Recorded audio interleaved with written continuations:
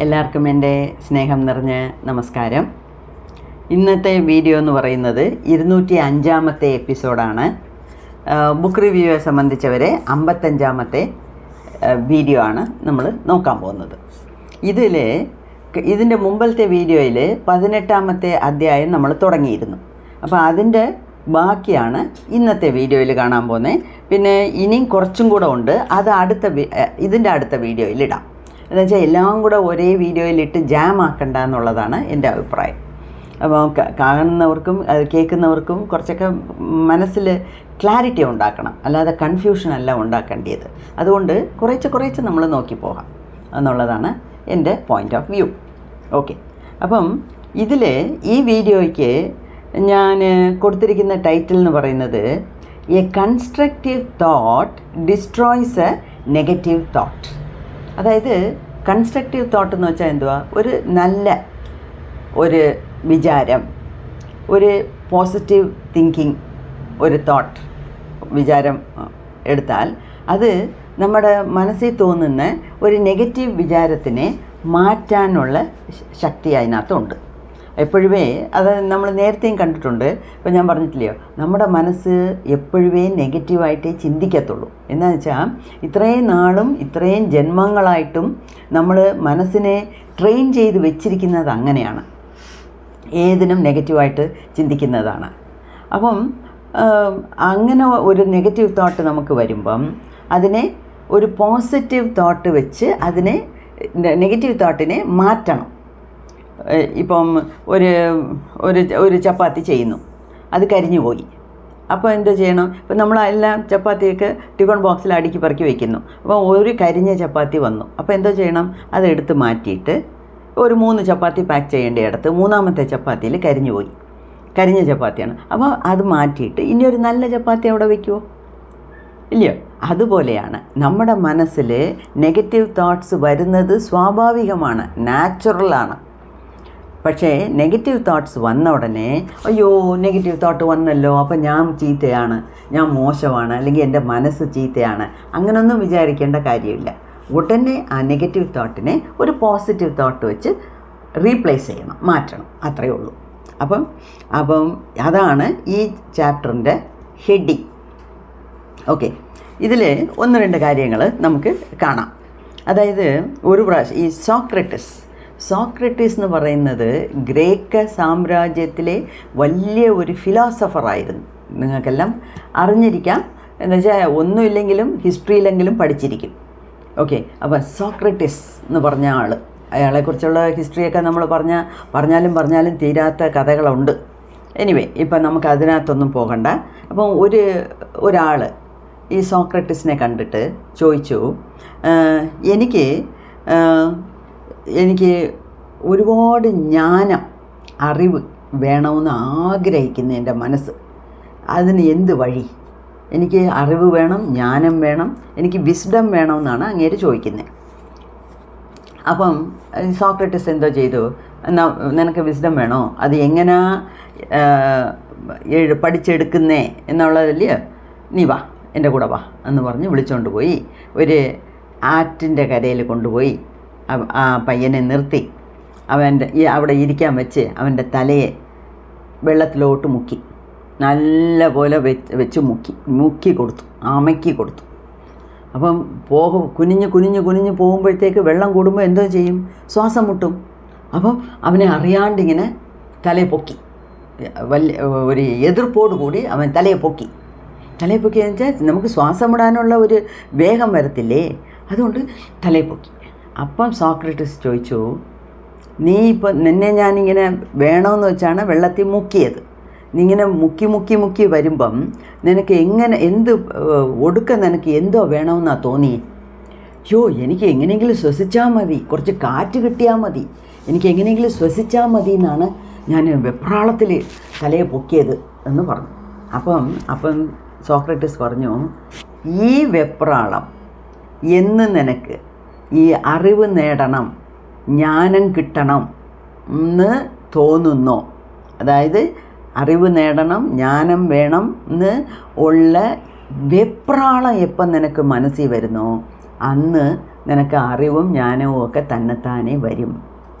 ചുമ്മാതെ പോകുന്ന പോക്കിലേ എനിക്ക് കുറച്ച് അറിവ് കിട്ടുമോ, അല്ലെങ്കിൽ 2 കിലോ ഇത് ബുദ്ധി കിട്ടുമോ, അല്ലെങ്കിൽ 3 കിലോ വിസ്ഡം കിട്ടുമോ എന്ന് പറഞ്ഞിട്ട് കാര്യമില്ല.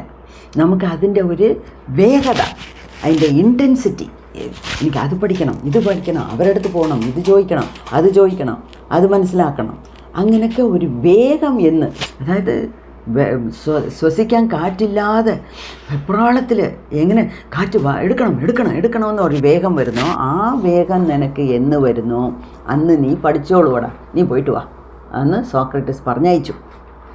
ഓക്കെ, അപ്പം അതുപോലെ നമുക്ക് ചില ചീത്ത സ്വഭാവങ്ങൾ കാണും.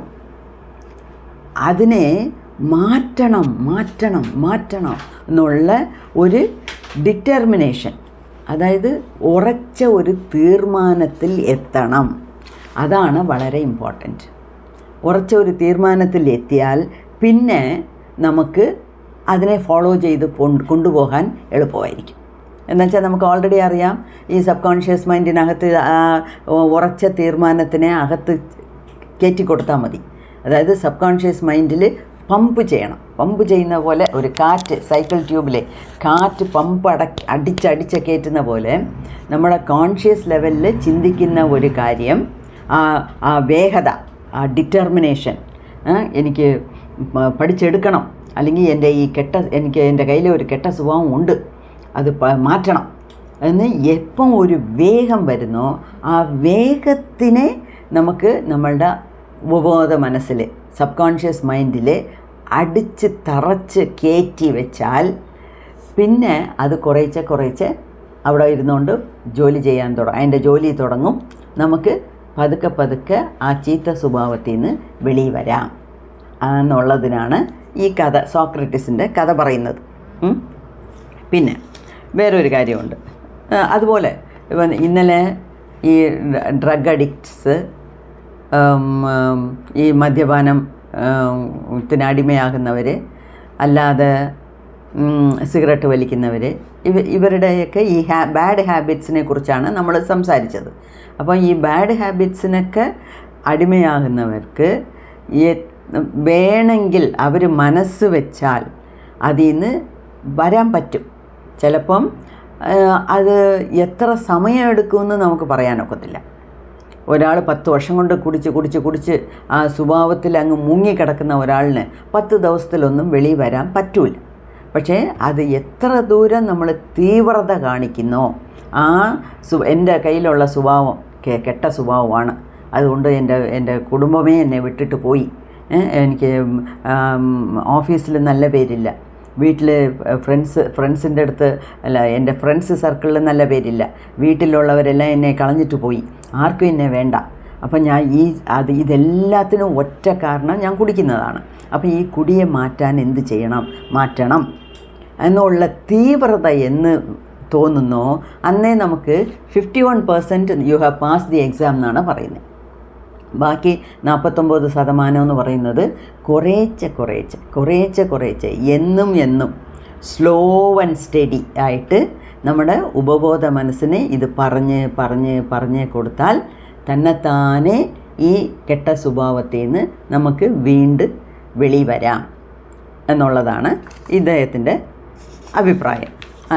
നമ്മുടെ ജോസഫ് മർഫി പറയുന്ന കാര്യം. ഇപ്പം അതിൽ വേറൊരു കാര്യമുണ്ട്.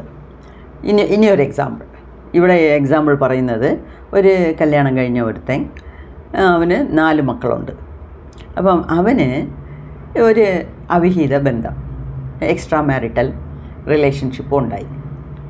അപ്പം അതിൽ അയാൾ അതിൽ എങ്ങനെയോ പെട്ടുപോയി. അത് എങ്ങനെയാണെന്നൊന്നും ഇതിനകത്ത് വിവരിച്ചിട്ടില്ല. പക്ഷേ എങ്ങനെയോ അയാൾക്കിപ്പം വേറൊരു ബന്ധവും കൂടെ ഉണ്ട്. അപ്പോൾ അതിൽ അയാൾക്ക് ഭയങ്കര ഒരു കുറ്റബോധമുണ്ട്. എന്നുവെച്ചാൽ അയാൾ ചെയ്യുന്നത് തെറ്റാണ്. ഒരു ഇല്ലീഗൽ റിലേഷൻഷിപ്പിനെ കൊണ്ടുപോകുന്നു എന്ന് പറയുമ്പം അത് തെറ്റാന്നുള്ളത് അയാൾക്ക് നല്ലപോലെ അറിയാം. പക്ഷേ എങ്ങനെയോ അതിൽ പെട്ടുപോയി. ഇപ്പം അതിൽ നിന്ന് വെളി വരണം. അപ്പം അതിൽ നിന്ന് ആ കുറ്റബോധം കാരണം ഇങ്ങനെ കുടിക്കാൻ തുടങ്ങി.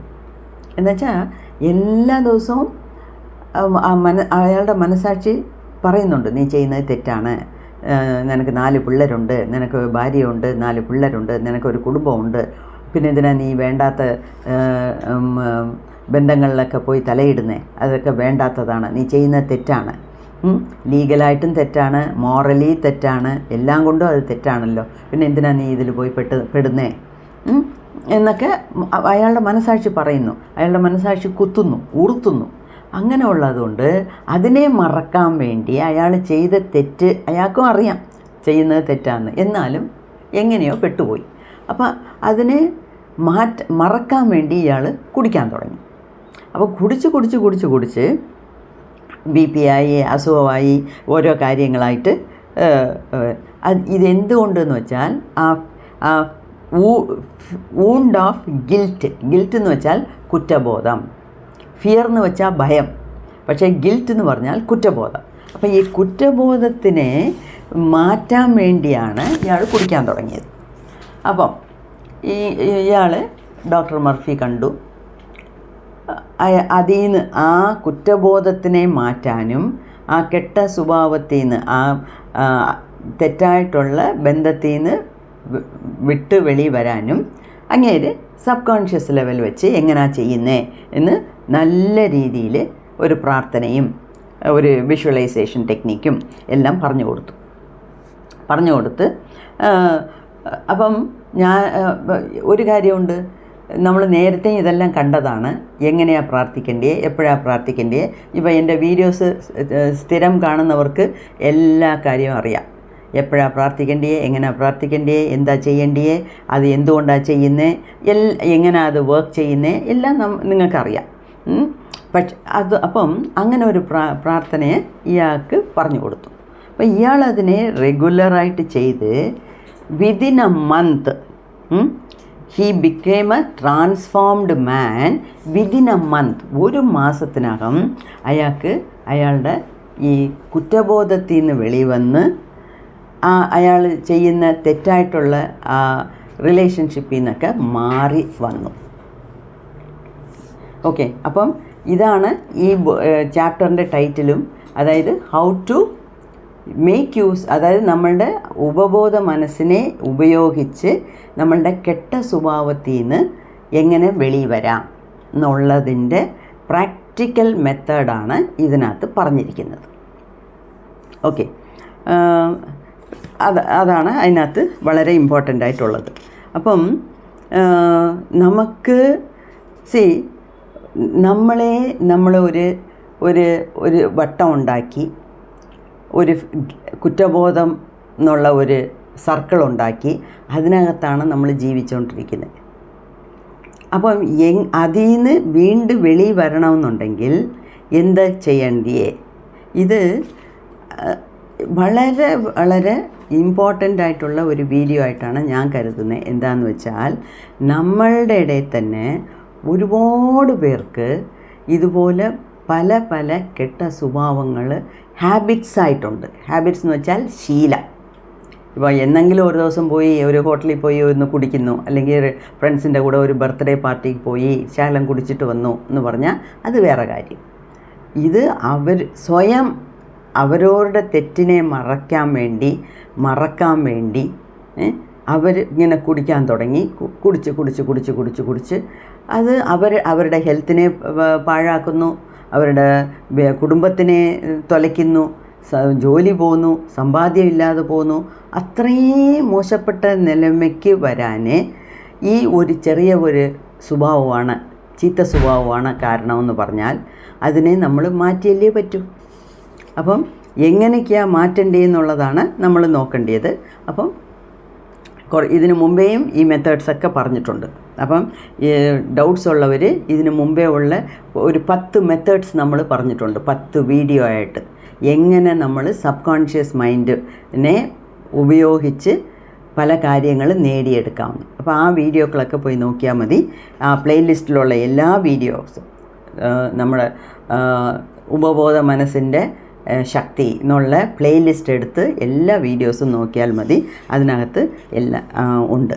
അതിൽ നമുക്ക് ഏത് സ്വഭാവത്തിനെ മാറ്റണോ, നമുക്ക് ഏത് മെത്തേഡ് ഇഷ്ടമോ ആ മെത്തേഡിനെ ഫോളോ ചെയ്ത് എല്ലാവർക്കുമേ ഈ ചീത്ത സ്വഭാവങ്ങളിൽ നിന്ന്, അതായത് ഈ ഹാബിറ്റ്സ് എന്ന് വെച്ചാൽ ശീലം, തെറ്റായിട്ടുള്ള ശീലങ്ങളെ നമുക്ക് എളുപ്പം മാറ്റിയെടുക്കാനുള്ളതേ ഉള്ളൂ. ഒൺലി തിങ് ഇസ് അതിനകത്ത് എന്തുവാ, ആ ഉറച്ച ഒരു തീർമാനം, ആ ഡിറ്റർമിനേഷൻ, കീൻ ഡിസയർ എന്ന് വെച്ചാൽ ആഗ്രഹം. എങ്ങനെ വെള്ളത്തിൽ തലയിൽ മുങ്ങിയപ്പോഴേ ശ്വസിക്കാൻ കാറ്റ് വേണമെന്ന് ഒരു വേഗത്തിൽ അവൻ തല പൊക്കിയോ, ആ ഒരു വേഗം വേണം, ഞാൻ ഈ കെട്ട സ്വഭാവത്തിൽ നിന്ന് മാറും. അത്രയും ഉണ്ടെങ്കിലേ അവന് 51% ശരിയായി എന്നർത്ഥം. ബാക്കി 49% ഈ പ്രാക്ടീസ് തുടർന്ന് ചെയ്യുന്ന കൊണ്ട് മാറാൻ പറ്റും. ഓക്കെ, സോ ഇതൊരു മെത്തേഡാണ്. ഇത് വേണ്ടുന്നവരൊക്കെ പ്രയോഗിക്കാം. അല്ലാതെ നിങ്ങളുടെ ഫ്രണ്ട്സിനും റിലേറ്റീവ്സിനും ആർക്കെങ്കിലുമൊക്കെ ഇങ്ങനെയൊക്കെ ചീത്ത സ്വഭാവങ്ങളുണ്ടെങ്കിൽ പതുക്കെ, ഒറ്റയടിക്ക് മുഖത്തടിച്ച പോലെ പോയി പറഞ്ഞിട്ട് കാര്യമില്ല. നമ്മളിത് രണ്ട് തിരിച്ച് അടി വാങ്ങിച്ചുകൊണ്ട് വരും, അത്രയേ ഉള്ളൂ. അപ്പം പതുക്കെ അവരെടുത്ത് ഇങ്ങനെയൊക്കെ നമുക്ക് ചെയ്യാം. നമ്മുടെ ഉപബോധ മനസ്സിനെ എങ്ങനെ എത്ര ദൂരം നമുക്ക് പ്രയോജനപ്പെടുത്താം, പ്രയോജനപ്പെടുത്തി ഈ ചീത്ത സ്വഭാവം, ഈ ചീത്ത ശീലങ്ങളിൽ നിന്ന് നമുക്കെങ്ങനെ മാറി നല്ലവനാകാം എന്നുള്ളത് നമ്മൾ പറഞ്ഞു കൊടുത്ത് കുറേശ്ശെ അവർക്ക് എക്സ്പ്ലെയിൻ ചെയ്ത് കൊടുത്താൽ ഏറ്റവും നല്ല ഒരു കാര്യമായിരിക്കും നിങ്ങളും ചെയ്യുന്നത്. ഓക്കെ, സോ നമുക്ക് വേണമെങ്കിൽ നമ്മൾ ഉപയോഗിക്കാം, മറ്റവർക്ക് വേണമെങ്കിൽ മറ്റവർക്ക് നമ്മൾ പറഞ്ഞു കൊടുക്കാം. എങ്ങനെയെങ്കിലും എല്ലാവരും നന്നായിട്ട് വരട്ടെ, എല്ലാവരും നന്നായിട്ട് ജീവിക്കട്ടെ എന്നുള്ളതാണ്. ലോകാസ്തമസ്ത സുഖിനോ ഭവന്തു.